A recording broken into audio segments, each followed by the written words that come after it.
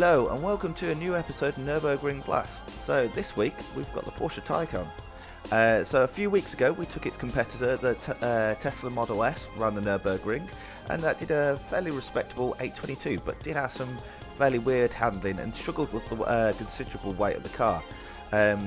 Tesla now was 422 horsepower according to Gran Turismo in that version, and just over 2,000 kilos. Now this should beat it. We've got 751 horsepower, so a lot more power, but it is heavier. This one's almost 2,300 kilos, 5 kilos off that. So it'd be interesting to see how that weight affects that performance. Now, I did take this car around on our first review earlier in the week, and you can see the video. I'll pull it up here. Yep, up there somewhere. Yep, up there. And it had some interesting handling. When you get on the power, it does create a lot of understeer. So it's going to be interesting to see how it does. It should be 822, but by how much? I know there has been a lot of comparisons between the Taycan and the Model S recently floating around on YouTube. So let's get to it then, guys. Right, so let's try and take this Taycan round the Nürburgring Nordschleife. Final corner, turn it in, come on, turn, power. Right, plenty of power, 751, but plenty of weight, nearly 2,300 kilos in this thing, so there's going to be a lot of long braking distances. Oh, four-wheel drive struggling there at the first corner. Down the hill we go. I'm actually going to need a bit of braking and plenty of lift through that first fast right-hand corner. And we're going to be on the brakes again really early. These electric cars have electrifying acceleration, pun intended, but the braking performance, because of all that sheer weight, is always disappointing. Luckily, this doesn't have the strange braking characteristic that Tesla did, where it was almost like putting on the handbrake. If you got on the brake too hard, you can jam on the brakes in this, that's for sure. Right, let's open her up. Towards the Flungplatz we go. We're going to have to brake it at the top here, or otherwise we will end up in the barriers. The car will take off and there will be no catching it. Back on the power, and this is where we can finally open it up and probably get to our VMAX. So trying to take the line of least resistance. And there we go, about 264, and that's about it.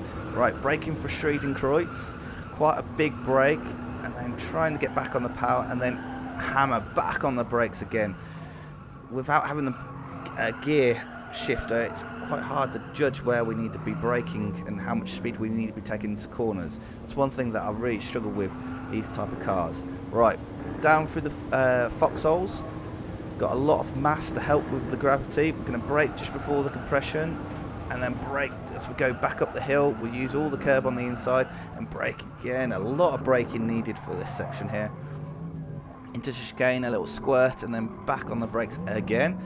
Going to hear me talking a lot about the brakes and the weight of this car throughout this lap, and I think those are defining features of an electric car. It's rapid acceleration, a lot of braking, and a lot of weight. Right, on the brakes so early for that corner there. Been off that corner there several times in trying to get this lap here. Wow, understeer, just about made it. Get back on the power. And then as we come over the rise again, hard on the brakes. I think if electric cars could shed some of this weight issues that they've got, they wouldn't have to be so powerful. But I suppose more powerful batteries you make, for a longer range, the more weight you make. Come on, turn in. Just had to hesitate there on the throttle, and then back hard on the brakes into the first section. Back on the brakes again. Let's turn her in. A little bit of understeer, get on the power, there we go. Four-wheel drift all the way out there. Get the hold of it just about, and then hard on the brakes nice and early again, and you can still see we're almost running out of road there. Almost panic braking there. It takes a while to readjust your brain to just how early we have to brake with this car. Right, on the power, up the hill. Struggled with a bit of the hill there, just because again the sheer weight. We had to lift through there, and we're on the brakes early. We felt the weight shift through the steering wheel. It's one thing that you don't get on a lot of the lighter cars. The steering wheel really tugs you as the weight transfers around from left to right. Right, on the power, up the hill. Now this is a little bit sketchy because it is fast, but high speed turning is not its strength, especially with all that weight. We're having to lift off through there. Right, back on the power. It's still accelerating up the hill, which is fairly impressive. Almost up to its V max. Had to lift through there, and we're definitely going to have to be on the brakes for this section. Yeah, just about made it. Back on the power. Right, head towards the jump here. Up we go. Going to dab a brake, touch that curb on the inside, and then let's get it slowed down. Look how early I'm on the brakes there, and still only just about right. There we go, onto the power, heading towards the carousel. How's this going to take the carousel? We're going to have to brake early. Yeah, we're on the brakes nice and early. Tip it in, feed in the throttle where there's grip. There we go, and then hard on the power. Pop out of the carousel. Right, so technical section of the Nordschleife, the best part. How's it going to perform? We're going to be on the brakes early for this. Some cars are flat through there, but this definitely not. Right, up the hill we go. Understeer there as we turned in, clipping that curb. Right, taking it fairly cautiously. You can see the understeer building in the car. It's the weight. I think if we removed, well, this is 2,300 kilos. That's nearly 1,000 kilos heavier than my Evo IX. That is a lot of extra weight. And that's without people in it. Imagine this car with 4 or 5 reasonable sized adults. This is going to be a heavy thing. Right, down the hill we go. Can't get on the power because we're just inducing too much understeer. Will it beat the 822 of the Tesla? It blooming well should do. Yes, it's 100 kilos heavier, or 200 kilos heavier I think it is, but it's almost double the power. So let's focus. We're almost through the technical section. Yeah, there we go, up over the rise. Can start opening her out again. I'm going to lift off for this corner because it does tighten. I'm going to have to be on the brakes before the jumps there, just because otherwise we wouldn't get up the hill. Only just make it this time.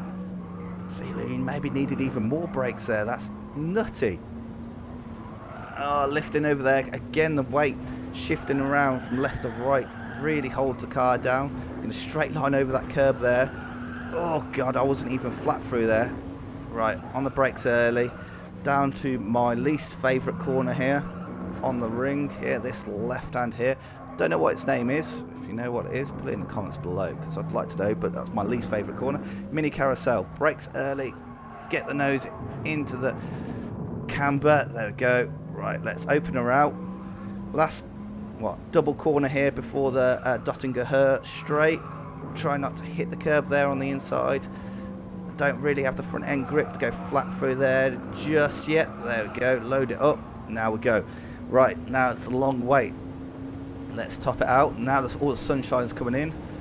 Right, 260 kph. I think we hit 264 earlier in the lap. I think because this is dip downhill then uphill, we're not going to hit 264 again unless after the Bilstein Bridge. Yeah, we're down to 260. Right, let's try it flat out underneath the Bilstein Bridge. This might be a mistake, but let's give it a shot. Oh yeah, just about, almost lifted. Right, I'm going to get on the brakes early.